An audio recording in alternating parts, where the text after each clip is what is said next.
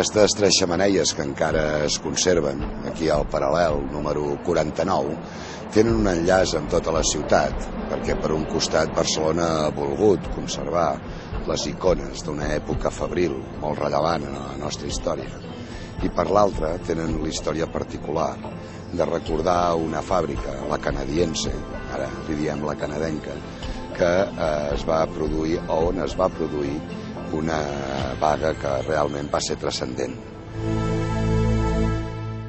Aquesta vaga va significar una victòria pel sindicalisme. La famosa vaga de la canadiense pren el nom de l'empresa Barcelona Traction Light and Power Company Limited. Barcelona, Tracció, Llum i Força Societat Anònima, que va ser fundada a Toronto el 1911 i que per aquest motiu era coneguda popularment com la canadiense. La vaga es va iniciar a partir d'un conflicte a propòsit dels drets de sindicar-se. Segons sembla, el personal de les oficines de la companyia es va afiliar a un sindicat independent, que el gerent no va acceptar. El gerent va fer contracte fix als 8 treballadors que es havien afiliat a aquell sindicat, però els hi va rebaixar el sou. Els treballadors van protestar al·legant que havien de percebre el mateix, però el gerent els va acomiadar. Aquella situació va fer que, al cap d'uns dies, diferents companys de la mateixa canadiense es declaressin en vaga en suport als acomiadats. Es van posar en contacte amb una autoritat governamental que els va prometre intercedir-hi, però en tornar a la fàbrica també van ser acomiadats. Va ser en aquell moment quan la CNT va entrar en el conflicte. La popularitat dels treballadors creixia i creixia en el conjunt de la ciutat, fins al punt que es va produir un fet insòlit fins a aquell moment. Hi havia una organització per tota la ciutat per recollir diners perquè les famílies dels treballadors, molts d'ells empresonats a Montjuïc, poguessin continuar subsistint. En una setmana va recollir 50.000 pessetes de l'època. I després d'un intent fracassat d'iniciar les negociacions, els treballadors van interrompre el flux elèctric deixant Barcelona pràcticament paralitzada. Els treballadors de l'altra companyia elèctrica de la ciutat, Energia Elèctrica de Catalunya, de capital alemany, 2 dies després van unir-se també a la vaga. La situació era cada vegada més complicada i el govern central va reaccionar i va enviar un regiment de sapadors.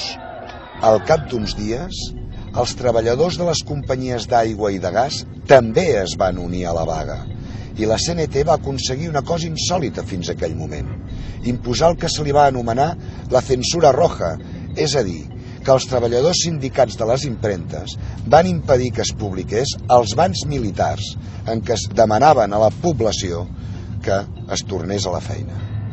Ja havien passat 45 dies de vaga salvatge i finalment l'empresa i els sindicats es van seure a negociar. L'últim punt de l'acord va ser la reducció de la jornada laboral a 8 hores, una mesura que el govern va universalitzar per a tots els treballadors i treballadores. Quedava un contrapunt, però. Quedaven 5 obrers detinguts. Per poder resoldre la situació d'aquests 5 obrers, es va construir la Federació Patronal Espanyola, que va decidir readmetre tots els treballadors als seus llocs de treball, però abans havien de lliurar el seu carnet del sindicat, en aquest cas de la CNT. Ja hi tornàvem a ser. Aquesta segona part de l'acord va portar a una vaga de 7 setmanes i també va concloure amb la victòria dels treballadors. Finalment, van ser readmesos i no van haver de desfer-se del seu carnet del sindicat. La vaga de la canadiense va tenir diferents escenaris dintre de la ciutat. El més important, lògicament, era la fàbrica, però també el castell de Montjuïc, on van haver-hi molts de presos, o aquesta mateixa plaça de les Arenes, que ara tenim aquí al darrere, en el qual es va fer un gran míting pel comitè de vaga. Va haver-hi un orador que va destacar per sobre dels altres. Era el Salvador Seguí, el noi del sucre. Al cap d'un temps, el noi del sucre va ser matat a trets per pistolers en els carrers de Barcelona.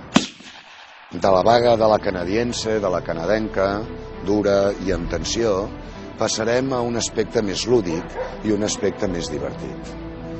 En el pròxim capítol us explicarem algunes de les fases fetes que han arribat fins als nostres dies, conseqüència de les obres de teatre d'en Pitarra. Era molt divertit i bastant animalot, i en va fer algunes de l'alçada d'un campanar. En el pròxim capítol ens ho passarem bé.